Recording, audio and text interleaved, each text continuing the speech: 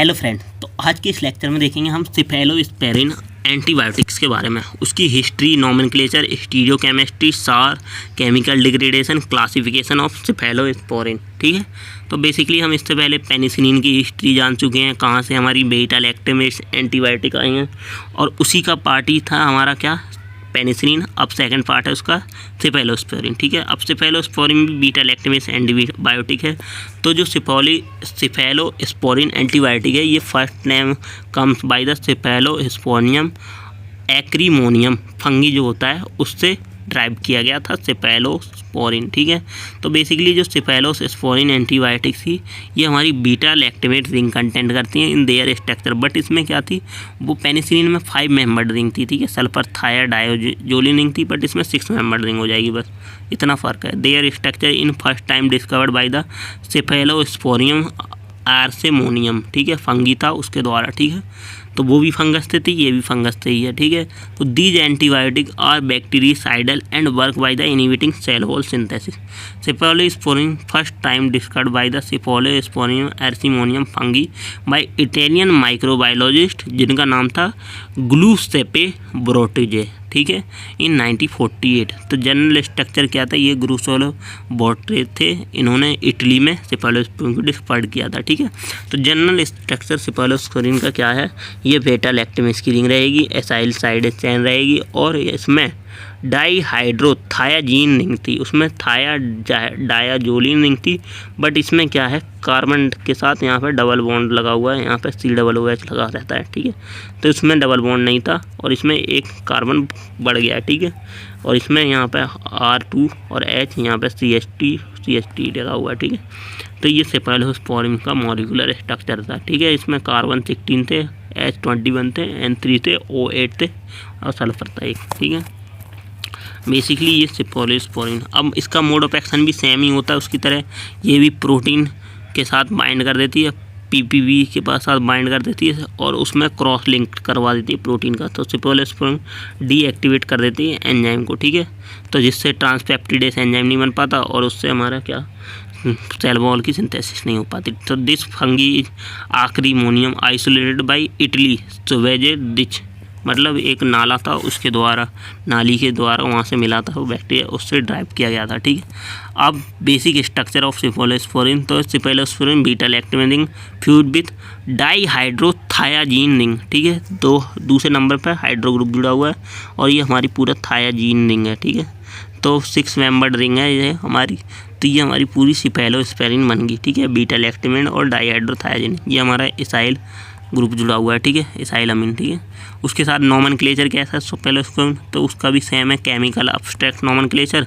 ठीक है, और इसमें केमिकल एब्स्ट्रैक्ट में हमारा सल्फर से काउंटिंग होती है और सेकंड हमारा इसका नाम हो जाएगा सिफेन 4 कार्बोक्सिलिक एसिड बोलते हैं इसे। ठीक है, और USP नोमेनक्लेचर में हमारी नाइट्रोजन से नंबरिंग होगी, बस ये है हमारा दोनों में। ठीक है, केमिकल एब्स्ट्रैक्ट नोमेनक्लेचर, तो बेसिकली हम स्टीरियोकेमिस्ट्री देखते हैं according to chemical abstract nomenclature. तो स्टीरियोकेमिस्ट्री में काउंटिंग यहाँ सल्फर से होगी, फिर सेकंड पे हमारा CH2, थर्ड पे R2, फोर्थ पे COOH और N5, 6, 7, 8। ठीक है, इस तरह से इसकी पोजीशन डिफाइन की गई है। अब इसमें भी हमारे C6 और C7 जो होते हैं हमारे, वो चाइरल कार्बन होते हैं। ठीक है,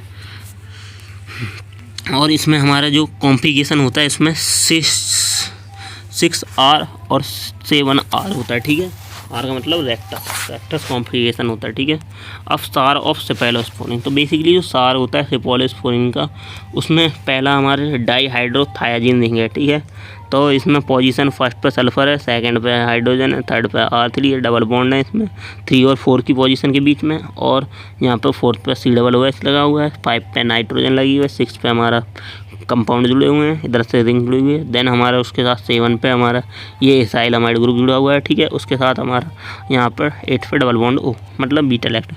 अब इन जितने भी 8 कार्बन हैं, इन 8 पोजीशन पे हम सब्स्टिट्यूशन कर करके इसका SCR बना सकते हैं। तो if first position, if sulphur equal to CH3, so अगर हम सल्फर को रिप्लेस करते हैं CH3 से, ठीक है, मिथाइल ग्रुप, तो स्टेबिलिटी बढ़ जाएगी इसकी। ठीक है, और if replace with sulphur with oxygen के साथ, so increase anti bacterial activity. ठीक है, तो हम इसको रिप्लेस कर सकते हैं, ठीक है। सेकंड पे अगर सेकंड पोजीशन पे कोई भी सब्स्टिट्यूशन करते हैं इन एच को हटा के, तो यहाँ पे हमारा एक्टिविटी डिक्रीज हो जाएगी, मतलब यहाँ पे सब्स्टिट्यूशन अलाउ ही नहीं है। थर्ड पोजीशन पे हमारा double bond between C3 and C4 is necessary if removed, so activity decrease हो जाएगी सेफेलोस्पोरिन की, ठीक है।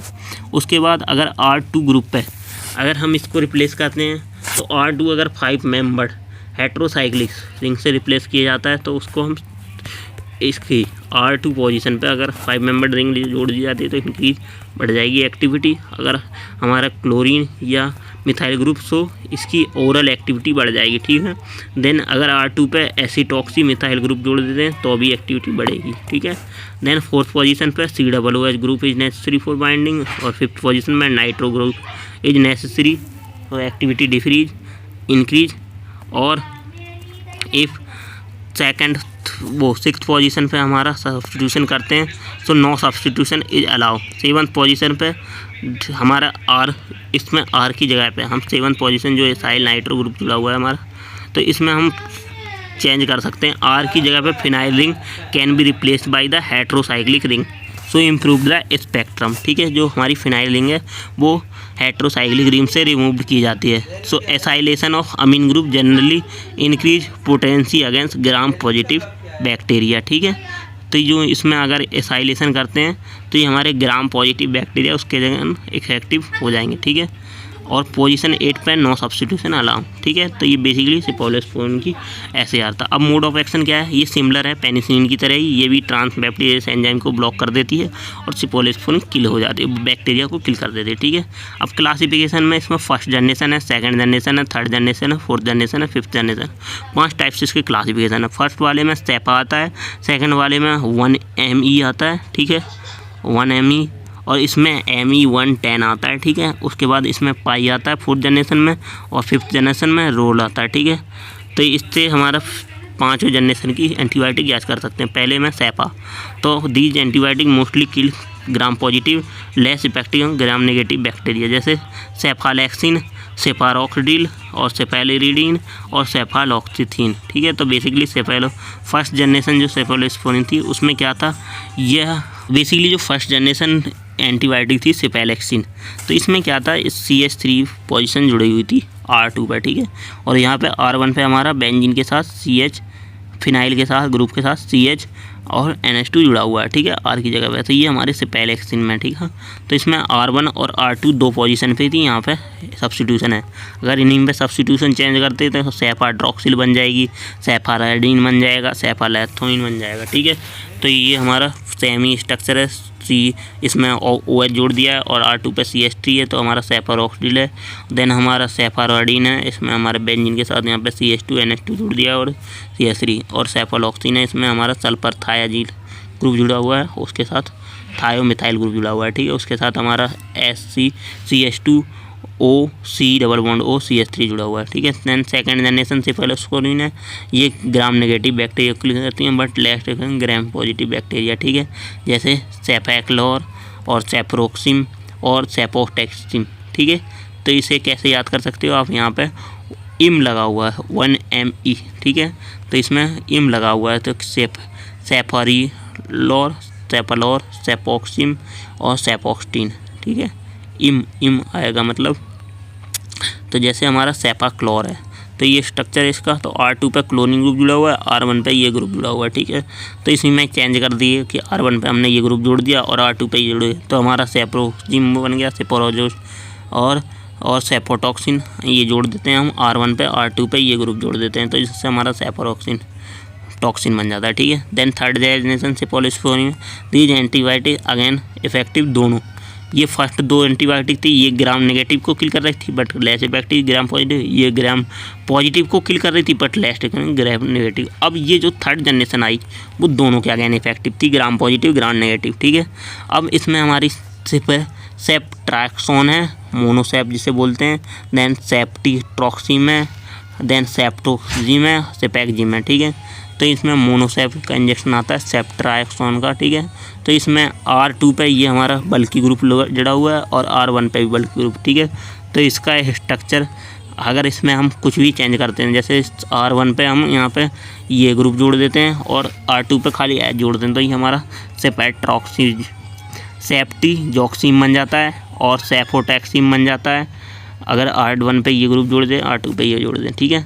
उसके बाद हमारा सेफैक्सीम बन जाता है अगर R1 पे ये ग्रुप जोड़ दें और R2 पे ये ग्रुप CH2 जोड़ दें, ठीक है। देन 4th जनरेशन सेफेलोस्पोरिन, ये हमारे दोनों बैक्टीरिया को किल करती थी, but these antibiotic rapidly penetrate cell membrane, ठीक है। So more effective than third, जैसे सिपैक्जिम और सिप्रोप्रोक्जिम, ठीक है।